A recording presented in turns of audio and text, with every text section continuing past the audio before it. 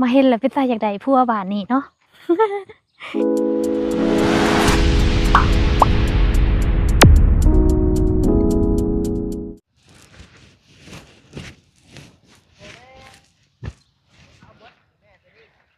สบายดีพี่น้องเขาต้อนรับเข้าสู่ช่องทิปแชนแนลได้พี่น้องมื้อนี้ทิพพาพี่น้องมาที่บ้านน้องบัวเมืองสนบุรีแขวงสวรรณเขตมื้อนี้สิพาพี่น้องมาเบิ่งการปลูกผักโดยใส่น้ำเขาเอิ้นว่าน้ำบ่อนะพี่น้องมื้อนี้ทิพมาถ่ายน้ำบ่อก็เลยว่าเก็บภาพบรรยากาศมาให้พี่น้องเบิ่งสวนผักซึ่งสวนผักแห่งนี้แถวนี้ละทิพเคยมาแล้วเทื่อนึงตอนนั้นมาตามหาหญ้าท่านนี่ตอนนี้พาพี่น้องมาเบิ่งใหม่แต่แม่นสะอ่อนผักกระเจ้านี่ปลูกด้วยน้ำออกบ่อหรือว่าน้ำค่ำนะพี่น้องงามแต่บ่แน่ใจว่ากระเจ้าใส่ปุ๋ยแหน่หรือบ่ตอนนั้นเคยมาถามแล้วบ่แน่ใจหรือว่าเขาเจ้าอาจจะใส่แต่พุ่นขอบบ่เพราะว่าแถวเนี้ยนะน้ำมันงามอยู่แล้วนะพี่น้องแล้วก็อยู่หมู่บ้านแห่งนี้แล้วแม่นมีโครงการที่เขาเจ้ามาส่งเสริมปลูกผักแบบออร์แกนิกโดยการผ่าบ่มพุ่นผ่าเฮ็ดน้ำหมักจุลินทรีย์เพื่อโฮดหั้นนะเดี๋ยวมาเบิ่งส่วนที่หนึ่งทิพย์กำลังเห็นน่าจะเป็น2พี่น้องที่เพิ่นกำลังสวยกันปลูกผักเมื่อละบ่แล้วละบ่อันนี้นี่ส่วนคนผู้เดียวบ่หรือหลายคนหลายเจ้าจ้าหลายเจ้าหลายเจ้าแปลว่าผู้ใดอยากปลูกก็ปลูกเนาะแม่หลายคนเขาจะปลูกก็ปลูกคักเลยเนาะเมื่อละผักมี บ่รู้หัวเพิ่นก็บ่ได้ว่าสิแบบว่าอันนั้นปานใดเด้อพี่น้องแต่ว่าไกลบ่ได้มาฮะ FC บ่นี่ค่ะ FC ตัวเป็นๆนอกจากที่ว่าปลูกผักบัวก็ยังมีผักอันนี้ได้พี่น้องนี่นะ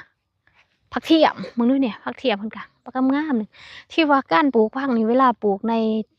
ดินในทุ่งนาจังซี่นะมันงามกว่าเด้มันอ่อนดินอ่อนค่ะดินอ่อนดินงามเนี่ยงามบอนเขาเจ้ามาโฮดเมื่อกี้หั่นนะก็คืออยู่วันนี้เนี่ยปลูกอยู่นี่น้ำที่เพิ่นโฮดนี่น้ำนองบ่นี้พี่น้องมันจะมีน้ำนองแล้วก็มันมีน้ำออกบ่อเด้เบิ่งดูว่าเขาเจ้าเอาน้ำอยู่ไสมาโฮดเมื่อกี้นี่ที่บ่เห็นเขาเจ้ามาตักอยู่นอกเด้เห็นเขาเจ้าตักแวบๆแถวนี้เนาะซะคือว่าบ่เห็นสวนผักนะพี่น้องเขาเจ้าเฮ็ดบัวแบบนี้เลยบัวธรรมศาสตร์เฮ็ดเองบ่ต้องซื้อนี่เห็นบ่ซะ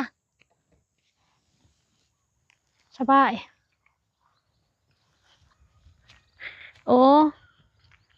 นี่เด้บอนเพิ่นตักน้ำมานะพี่น้องนี่น้ำออกบ่มันขึ้นเอง น้ำมันจะอยู่แบบนี้พี่น้องนี่น้ำออกบ่แถวนี้ก็จะเป็นดินซุ่มซื่นแบบคันบ่ฮดก็งามอยู่แล้วนะที่ว่านะเพราะว่าดินมันสุ่มเพราะมันเป็นน้ำออกบ่ที่แบบว่าเกิดขึ้นมาแบบบ่บกจักเถื่อนะนี่คือทีบนี่อยากมาปลูกก็ได้ได้พี่น้องนี่นะแต่ว่ามันไกลบ้านอะดิเหรอคันมันอยู่ไกลบ้านทีบนี่ที่มาปลูกแล้วนี่แต่ว่าจากบ้านทิพมานี่ค่ะนะขี่รถ1 ชั่วโมงจังหอดนะพี่น้อง มันจังหอด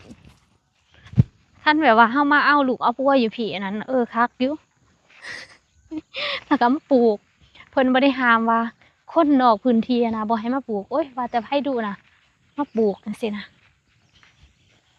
แต่ว่าคันมาอยู่พี่ก็สิมาปลูกแต่พักนึงอัน คลิปทิพเนี่ยเพราะว่าแถวนี้มันก็สิบ่ค่อยมีสัญญาณก็มีอยู่สัญญาณนี่ค่ะแบบว่าเป็นเน็ตมือถือนี่ก็พอได้อยู่แต่ว่ามันจะบ่มี Wi-Fi แถวนี้ค่ะบ่แน่ใจคิดว่าน่าจะบ่ทันฮอดดอก Wi-Fi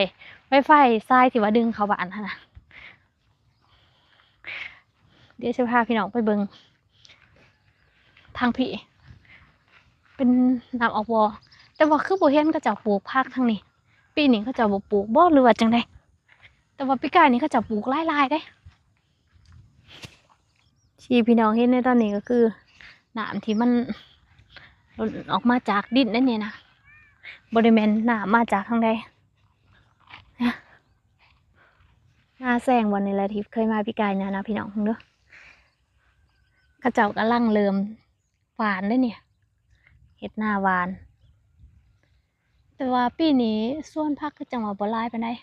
แต่ก็มีอยู่พุ่นเด้ค่ะเดี๋ยวสิพาพี่น้องไปเบิ่งข้างนั้นอันนี้ก็คือบ่อน้ำออกบ่อนะพี่น้องนี่น้ำที่ก็เจ้าเฮ็ดใส่หน้าก็คือน้ำจากบ่อนนี้แล้วพี่น้องมึงดูนี่แต่ว่าบ่อหันจะอยู่บ่อนหันเนาะบ่อแท้ๆจะอยู่บ่อนหันแต่ว่าน้ำที่ออกจากบ่อมาแล้วก็ไหลมาตามจังเสียนะนี่แล้วก็ลงไปสู่หองจังซี่เวลาเอาน้ำเข้าหน้าก็แค่ปล่อยเขาเลยสบายแต่ว่าน้ำนี่ก็บ่ได้หมดแต่เท่านี้ได้พุ่นนะไหลลงห้วยหองคลองบึงไหลต่อไปทั้งปีเลยบ่อนนี้นะก็ถือว่าเฮ็ดได้ทั้งหน้าปีแล้วก็เฮ็ดได้ทั้งหน้าแซงง่ายขนาดก็คือการเฮ็ดหน้าอยู่บ่อนนี้แหละประหยัดสุดเพราะว่าบ่ต้องใส่ปั๊มดูดน้ำหรือว่าบ่ต้องใส่บ่ต้องเสียค่าน้ำมันอีหยังเลยนะนี่สะดวกสบายน้ำนี่เบิ่งดูบ่อนนี้นี่คืออันนี้ประเทศหน้านี่ก็น้ำเต็มอยู่เนี่ยเบิ่งจากต้นเขาก็คือสิได้เขาหลายๆตะกี้นี่ที่ยืนอยู่หั่นแม่นบ่น้ำออกบ่อก็คืออย่าจกได้ซะก็คือบ่อนี้นั่นเองบ่อนี้ก็คือเป็นบ่อน้ำพุหรือว่าเป็นบ่อน้ำอันน่ะออกบ่อจากธรรมศาสตร์ซึ่งถ้าพี่น้องสังเกตในบ่อนกลางหั่นน่ะมันก็สิมีบกผดออกมาเด้นี่ว่านี่มีการผดออกมาอยู่เด้ไล่ออกมาตลอด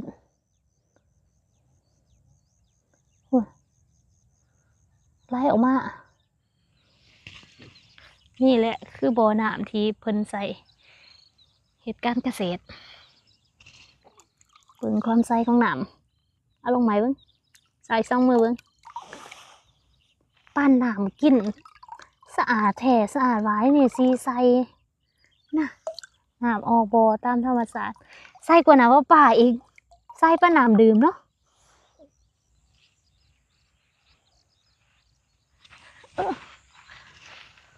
แต่ว่าน้ำพุนี่มันก็สิมีอีกบ่อหนึ่งได้นะพี่น้อง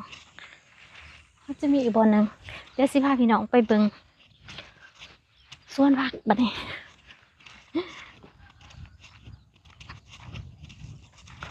เบิ่งสวนผักก็จะเห็ด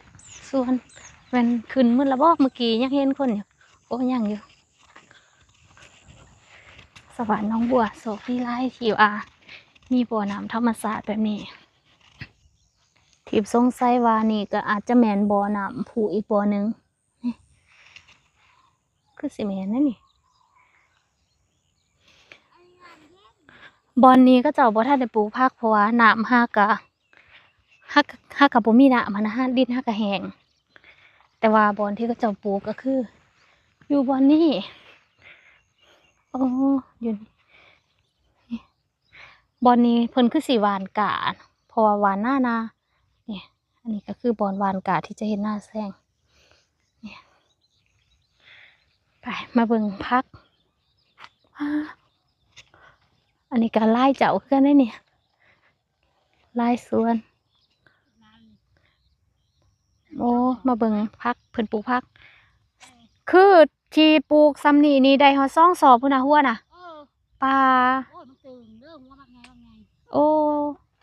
คิดว่าเด้ บ่ได้ซื้อเขา บ่พอได้ซื้อเนาะ เขาบัวตัวเองกินก็ได้ ดินมันงามเนาะมันเป็นน้ำดินบ่หรือว่าเป็นน้ำผุนแต่ว่าบ่อคันผุนนี่บ่อนอื่นเขาเจ้าก็ใส่แต่ก็มันนั่น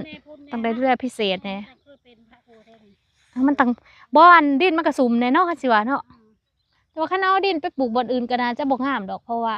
มันขึ้นกับสภาพอากาศนี่มันเย็นนี่มันเย็นพันมีแสงแดดเนาะมันบ่ห่มพักอะไรพักเพิ่นอ๋อโดยมาทางนั้นเมื่อกี้เป็นไงเพราะอันนี้มันบ่ลายเพราะ ปีนี้บ่ลายเนาะปีกายนี่คือว่าลายทางนี้เขาเฮ็ดหัวเองแล้วก็เขาสิทาน โอ้เข็ดหัวเองเลยคือค่ะซ้ำนี่นะเฮ็ดง่ายโพดหัวนะ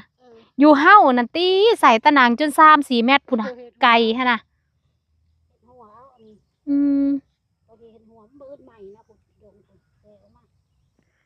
ทิพย์ถามเพิ่นว่ากินน้ำอยู่ไสอยู่พี่นะเฮ็ดโรงงานน้ำดื่มคือสิคักเพราะว่าอยู่พี่กินน้ำค่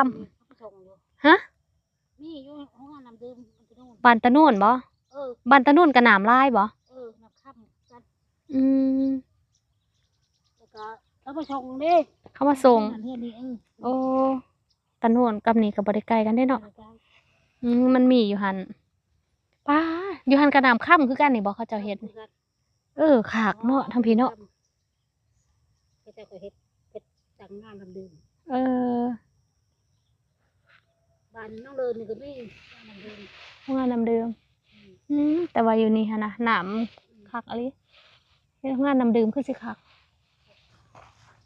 เห็นบ่พี่น้องสำบายขนาดเลยป้าผู้ได้ปลูกแถวไก่ๆอันนั้นคือแบบทิพย์มีอันซีดนะมาจุ่มโอ้ยสบายเลยได้เนี่ยสถานที่มันอยู่ไกลเนาะถ้ามันอยู่ไกลบ้านชิปปะปูก็นี่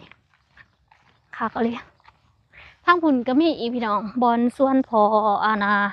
พอคำหักบ่พอคำหักนั่นแหละพี่พุ่นจะมีอีกส่วนหนึ่งแต่ว่าทิพย์สิบ่ได้ย่างไปแต่เพิ่นปลูกบ่ได้หลายนั่นส่วนไร่อยู่นี่ก็จะปลูกคายหัวมันน่ะเบิ่งทิพย์สิพาไปเบิ่งอีกบ่อน้ำพุบ่อหนึ่งค่ะจักอยู่บ่นั่นแล้วก็บ่เจออยู่นี่ก็บ่อน้ำเอาบ่อคือกันนี่เด้พี่น้องดูนี่เขาเจ้าก็บ่อึดแต่น้ำมีลีได้นี่นะมึงดูน่ะน้ำออกบ่อมีหอดยาสระผมแสดงว่าคนเอามาอาบอยู่นี่น้ำแล้วก็มีสวนอยู่บ่อนี้นี่สวนอยู่นี่ที่ว่าน้ำนี่ขุดบ่อนได้ก็คือสิมีเนาะคือสมมติว่าเขาสิมาเฮ็ดสวนบ่อนนี้เขาก็มาขุดบ่อนนี้คือสิมีน้ำเลยค่ะความน้ำลายเป็นได้พี่น้องขากบ่มาเห็นแล้วเป็นตาอยากได้ผัวบ้านนี้เนาะ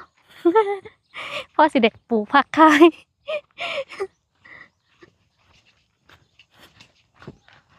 สะอ่อนเพิ่นถ้าเป็นน้ำแบบนี้มีอยู่บ้านทิพย์โอ้ยคือสิดีพี่น้องทุกมื้อนี้ค่ะทิพย์ก็จนสิบ่ได้พักผ่อนเลยทันทีนี้โอ้คันใดน้ำแนวนี้ปะโทยันขยันเป็น3เถาพุ่นแหละเบิ่งภาพงามๆก่อนกลับอีกเทื่อนึงเป็นจังได๋พี่น้องที่พามาเบิ่งสวนผักตอนนี้ก็สิกลับแหละมื้อนี้มากับนิชา2คนพี่น้อง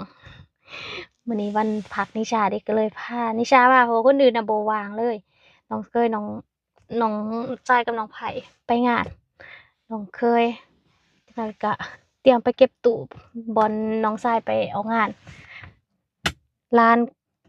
เนยกับไข่แม่ก็เลยค่ะก็เลยมานำทิพย์บ่ได้ก็เลยมากับนิชา2คนนั่นเองพี่น้องสำหรับคลิปนี้ทิพย์ก็สิจบไว้เพียงเท่านี้เด้อพี่น้องหายใจบ่ออกเพราะว่าบ่ได้เปิดแอร์บ่ได้เปิดแฟนเจอกันใหม่ในคลิปต่อไปสบายดีจ้า